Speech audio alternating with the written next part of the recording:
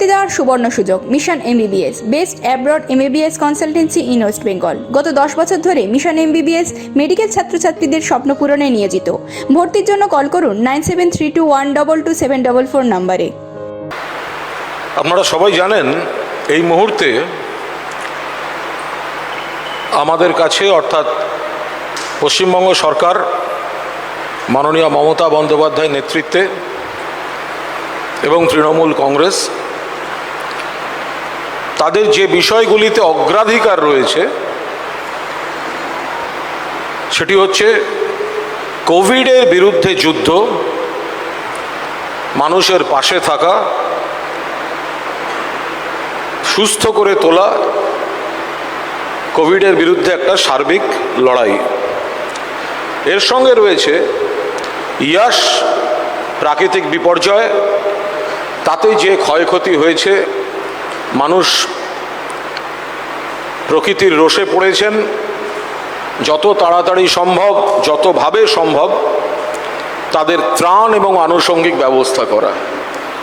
এবং তার পাশাপাশি রয়েছে কেন্দ্রীয় সরকার যেভাবে লাগাতার প্রতিহিংসা পরায়ণ মনোভাব নিয়ে পশ্চিমবঙ্গের উপর আক্রমণ শানাচ্ছে, তার মোকাবিলা করা, মানুষের পাশে থাকা, মানুষকে পরিষেবা দেওয়া, কোভিড হোক কিংবা ইয়াস, যেখানে মানুষের ক্ষতি হচ্ছে মানুষের পাশে থাকা, এটা হচ্ছে পশ্চিমবঙ্গ সরকার এবং সর্বভারতীয় তৃণমূল কংগ্রেসের অগ্রাধিকার। কিন্তু আমাদের এই সংসদীয় গণতন্ত্রে তার মধ্যেও আনুষঙ্গিক দু একটি বিষয় থাকছে, সেগুলিও সংসদীয় গণতন্ত্রের ক্ষেত্রে জরুরি। ফলে মূল অগ্রাধিকার, মূল ফোকাস, মূল কর্তব্য অটুট রেখে সেরকম কিছু বিষয়েও আমাদের বক্তব্য রাখতে হয়, কর্তব্য পালন করতে হয়। আমরা দেখেছি গত বিধানসভা নির্বাচনে তারকেশ্বর কেন্দ্রে পরাজিত হয়েছিলেন বিজেপির প্রার্থী স্বপন দাশগুপ্ত। তিনি রাজ্যসভার সাংসদ ছিলেন, মনোনীত সাংসদ ছিলেন। মনোনীত সাংসদ, রাষ্ট্রপতি কর্তৃক মনোনীত সাংসদ কিভাবে একটি দলের প্রতীকে বিধানসভায় অংশ নিতে পারেন, এ নিয়ে বিতর্ক উঠেছিল। আমাদের মাননীয় সাংসদ মহুয়া মৈত্র বিষয়টি সকলের দৃষ্টি আকর্ষণ করেন এবং স্বপন দাশগুপ্ত তিনি রাজ্যসভা থেকে ইস্তফা দিয়েছিলেন। আমরা দেখলাম এই কোভিড পরিস্থিতির মধ্যেও রাষ্ট্রপতির অফিসকে ব্যবহার করে কেন্দ্রীয় সরকার রাজ্যসভা থেকে ইস্তফা দিয়ে চলে যাওয়া, বিধানসভা নির্বাচনে প্রতিদ্বন্দ্বিতা করে পরাজিত স্বপন দাশগুপ্তকে আবার রাজ্যসভায় মনোনীত করার সমস্ত প্রক্রিয়া তারা করেছেন। সেটা তাদের একটি বিষয়। অর্থাৎ কোভিড পরিস্থিতির মধ্যেও যিনি নিজে রাজ্যসভা থেকে ছেড়ে দিয়ে এসছেন, বিধানসভা নির্বাচনে প্রতিদ্বন্দ্বিতা করেছেন, পরাজিত হয়েছেন এবং তারপরেই আবার তাকে রাজ্যসভায় দ্বিতীয়বার মনোনীত করে দেওয়া হলো মহামান্য রাষ্ট্রপতির অফিসকে ব্যবহার করে। এই জায়গা থেকে সর্বভারতীয় তৃণমূল কংগ্রেস এটা বলতে বাধ্য হচ্ছে যে আমাদের লোকসভার দলনেতা সুদীপ বন্দ্যোপাধ্যায় তিনি লোকসভার মাননীয় অধ্যক্ষ স্পিকার তাকে একটি চিঠি দিয়েছিলেন। প্রথম চিঠিটি তিনি পরিষ্কারভাবে বলেছিলেন যে লোকসভার সাংসদ সুনীল কুমার মণ্ডল, বর্ধমান পূর্ব, প্রথম চিঠিটি লোকসভার দলনেতা সুদীপ বন্দ্যোপাধ্যায় দেন 4 জানুয়ারি 2021 এবং পরবর্তী চিঠিটি তিনি দেন 12 মে 2021। কারণ তৃণমূল কংগ্রেসের প্রতীকে সাংসদ হওয়ার পর অন্য দল করছেন, অ্যান্টি ডিফেকশনের আওতায় পড়েন, নিয়ম ধারা সমস্ত দিয়ে সুদীপবাবু চিঠি লিখেছেন এবং পরবর্তীকালে তো সুনীলবাবুর পরাজয় টরাজয় সবাই দেখেছেন। এটি গেল প্রথম চিঠি। দ্বিতীয় চিঠি 17 মে 2021 সুদীপ বন্দ্যোপাধ্যায় লিখেছেন লোকসভার মাননীয় স্পিকারকে, কাঁথির সাংসদ শিশির কুমার অধিকারী অবিলম্বে তার সাংসদ পদ খারিজ করা হোক বা এমপি পোস্ট থেকে বরখাস্ত করা হোক। 17 মে 2021, অর্থাৎ সুদীপবাবু আমাদের লোকসভা দলনেতা, তিনি 2 তৃণমূল কংগ্রেসের প্রতীকে তৃণমূল কংগ্রেসের তরফ থেকে লোকসভায় যাওয়া 2 সাংসদের সাংসদ পদ থেকে বরখাস্তর দাবি করে লোকসভার অধ্যক্ষকে চিঠি দিয়েছেন। আমাদের এখন প্রশ্ন, এই চিঠি দেওয়ার একাধিক কারণ রয়েছে। কারণ এরা তৃণমূল কংগ্রেসের সাংসদ, তৃণমূল কংগ্রেসের হয়ে লোকসভায় গিয়েছেন, কিন্তু দুজনেই ভারতীয় জনতা পার্টিতে যোগ দিয়েছেন। সেই জায়গায় দাঁড়িয়ে সর্বভারতীয় তৃণমূল কংগ্রেস তারা মনে করেন, আমরা মনে করি যে এদের আর লোকসভার সাংসদ হিসেবে থাকার কোনো রকম বৈধতা নেই, যোগ্যতা নেই, কারণ তারা দলত্যাগ করেছেন। এবার তার সঙ্গে আনুষঙ্গিক কিছু সমস্যা হচ্ছে, যেহেতু তারা নিজেদের নিয়ে ব্যস্ত, এই দলত্যাগ, এই দল থেকে জিতে ওই দলের মঞ্চে, ফলে ওই এলাকায় মানুষ তো তৃণমূলকে ভোট দিয়েছেন, সাংসদ তো তৃণমূলের, সেই জায়গায় জনগণকে এরা পরিষেবা দিচ্ছেন না। বিশেষ করে ইয়াস বিপর্যয়ের পরেও কাঁথিতে একজন সুস্থ, সমর্থ, সক্রিয় সাংসদ দরকার, যিনি জনগণকে পরিষেবা দেবেন, যেখানে জনগণ জোড়া ফুল চিহ্নে ভোট দিয়ে মমতা বন্দ্যোপাধ্যায়ের প্রার্থী হিসেবে সেখানে জনপ্রতিনিধিকে লোকসভায় পাঠিয়েছিলেন। আমাদের খুব স্পষ্ট প্রশ্ন, যদি রাজ্যসভা থেকে ইস্তফা দিয়ে বিধানসভা নির্বাচনে পরাজিত হওয়ার পর তড়িঘড়ি করে আবার তাকে রাষ্ট্রপতির মনোনীত করে রাজ্যসভায় পাঠাবার দ্রুততা এই কোভিড পরিস্থিতির মধ্যেও দেখা যায়, তাহলে আমাদের লোকসভার দলনেতা সুদীপ বন্দ্যোপাধ্যায় 2 দলত্যাগী সাংসদকে সাংসদ পদ থেকে বরখাস্ত করার দাবি, তথ্য প্রমাণ ধারা দিয়ে যে চিঠি লোকসভার অধ্যক্ষকে দিয়েছেন, লোকসভার অধ্যক্ষ কেন নীরব হয়ে বসে রয়েছেন? যদি আমরা বুঝতে পারছি এটা কোভিড সিচুয়েশন, কিন্তু কোভিড সিচুয়েশন আমরা তো আমাদের কর্তব্য পালন করছি। সেই জায়গায় কোভিডের মধ্যে যদি রাজ্যসভা থেকে কেউ ইস্তফা দিলেন, বিধানসভায় লড়তে এলেন, পরাজিত হলেন, আবার তাকে রাতারাতি রাজ্যসভায় ফিরিয়ে দেওয়ার মতো এই প্রক্রিয়াটা এত দ্রুত করে ফেলা যায়, তাহলে আমাদের দলনেতা যখন বলছেন যে আমাদের দল থেকে জেতা আমাদের সাংসদ তারা দলত্যাগ করেছেন, তাদের আর লোকসভায় থাকার নৈতিক অধিকার নেই, কেন লোকসভার অধ্যক্ষ আমাদের পিটিশনে সাড়া দিচ্ছেন না?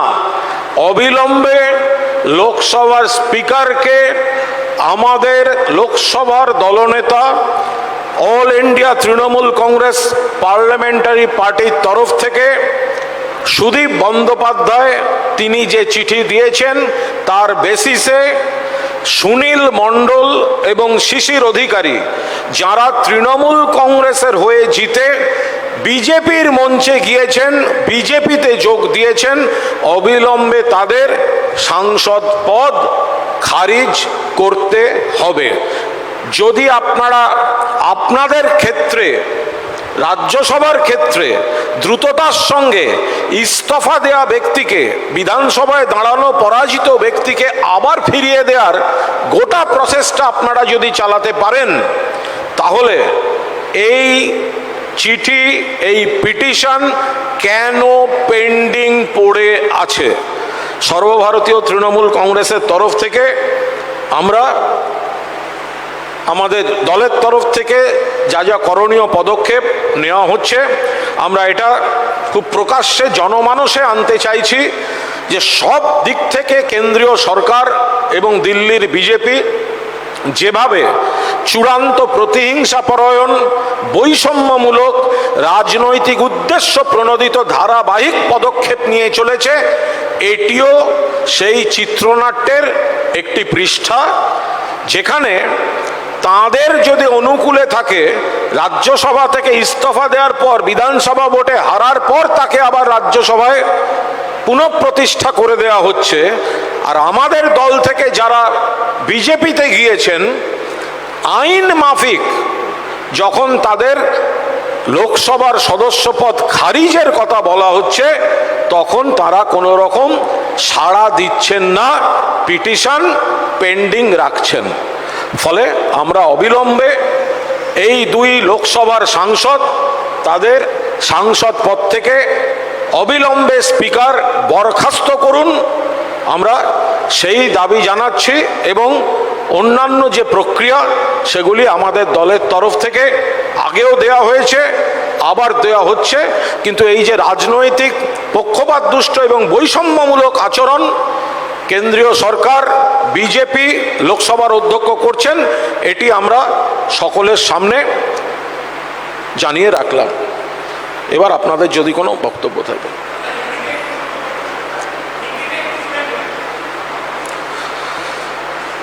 देखिए, there are two petitions which are lying before Honorable Speaker of Lok Sabha. Our leader Sri Sudip Bandyopadhyay of Parliamentary Party of All India Trinamool Congress, he has written to Honorable Speaker demanding immediate disqualification of Sri Sunil Kumar Mondal and Shishir Kumar Adhikari from Lok Sabha as they have defected, as they are being a Trinamool Congress MP, they have joined Bharatiya Janata Party. We have seen respected Rashtrapati Ji's office, if the President's office can be used to nominate a person in Rajya Sabha earlier who resigned from the same, contested in the assembly elections and has been defeated, and now again he has been nominated in Rajya Sabha by Honorable President. So if the President's office can be used to nominate a person in this pandemic situation, then why there is such delay from Speaker's desk, Speaker's office? He should immediately disqualify these two Lok Sabha MPs, namely Sunil Kumar Mondal and namely Shishir Kumar Adhikari, who has defected and who has joined BJP, being a Lok Sabha member from All India Trinamool Congress. Our leader Sudip Banerjee first written about Mr. Sunil Kumar Mondal on 4 January 21. Then again He has written the second reminder on 12th May 21.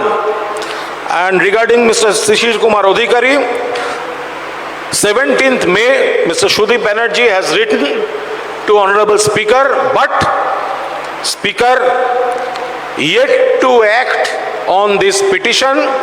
We demand immediate disqualification of these two Lok Sabha members from Lok Sabha. Okay?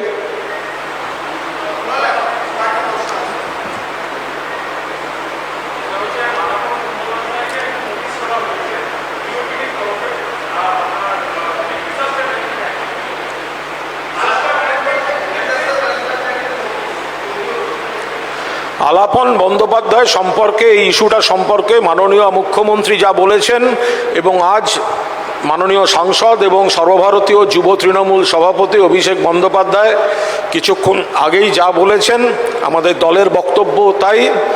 যেভাবে একটা উদ্দেশ্য প্রণোদিত প্রতিহিংসাপরায়ণ রাজনীতির বলি করার চেষ্টা হচ্ছে আলাপন বন্দ্যোপাধ্যায়কে, আসলে পশ্চিমবঙ্গকে ডিস্টার্ব করার জন্য এই কাজটি করা হচ্ছে।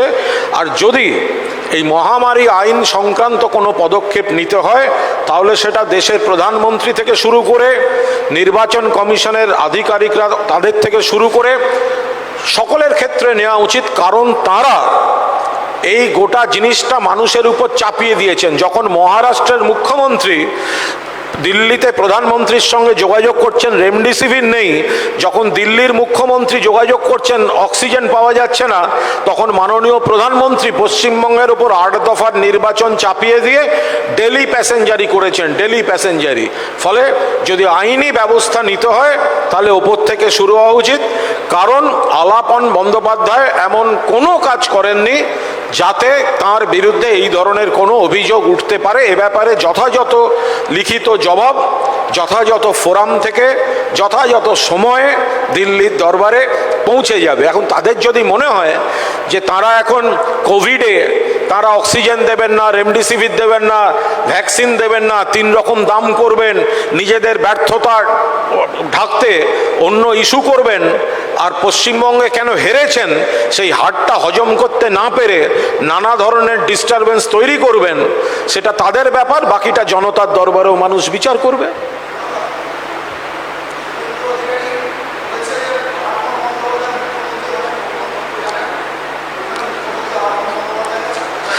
শুভেন্দু অধিকারীর কথার আলাদা করে জবাব দেওয়ার কোনো অর্থ হয় না, তার কারণ Suvendu Adhikari must be arrested immediately both in Narada and Saradha case.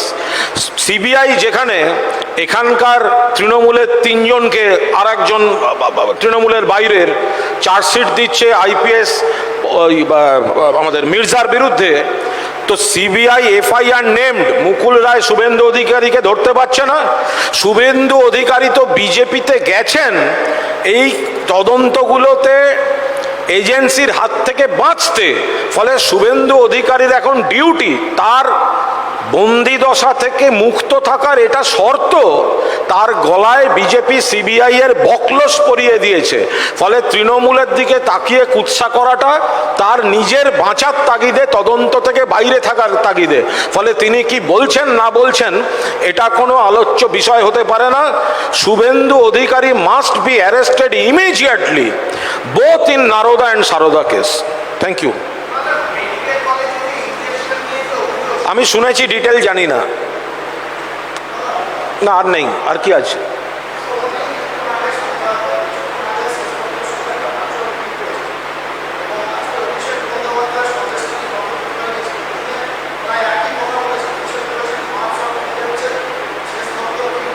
এটা তো বারবার বলা হচ্ছে, এই যে বাঁধ ভাঙছে, এতগুলি শতাধিক বাঁধ ভাঙলো, এটা তো মুখ্যমন্ত্রীও বলেছেন, এলাকার মানুষও বলছেন যে বাঁধ 34 বছর ধরে বামফ্রন্ট সরকার স্থায়ী সমস্যার সমাধান করেনি, 34টা বছর ধরে করেনি। এরপরে তৃণমূল জমানায় খুব সামান্য কয়েকদিন একজন অন্য ব্যক্তি দায়িত্বে ছিলেন, তারপর থেকে শেষ দফতর এবং বাঁধ সারানোর দায়িত্ব পুরো দস্তুর ছিল রাজীব বন্দ্যোপাধ্যায় এবং শুভেন্দু অধিকারীর। তো তারা এমন কি কাজ করলেন যে প্রত্যেকবার কিছু একটু প্রাকৃতিক দুর্যোগ হলেই বাঁধ ভেঙে মানুষ বিপন্ন হয়, তো মানুষই তো বলছেন দেখুন তার তদন্ত চাই। ফলে এই জায়গায় দাঁড়িয়ে যেটা সরকার যেটা মনে করবেন সেটা হবে। এই প্রশ্নের তো উত্তর এখন তাদের দিতে হবে যে এতদিন ধরে তারা সেচ দপ্তরের দায়িত্বে রইলেন, বাঁধের দায়িত্ব রইলেন, আর এখন তারা কুৎসা করে বেড়াবেন তৃণমূলের বিরুদ্ধে, আর তাদের কৈফিয়ত দিতে হবে না মানুষের কাছে। এটা চলবে না। যথাযথ তদন্তের ব্যবস্থা হচ্ছে, তাদের কৈফিয়তের দেওয়ার দিন সামনে আসছে। বেনারসির 3 অধ্যায়, রাজঘরানা, রামনগর ও মঙ্গল বেনারসি, সাহা টেক্সটাইল।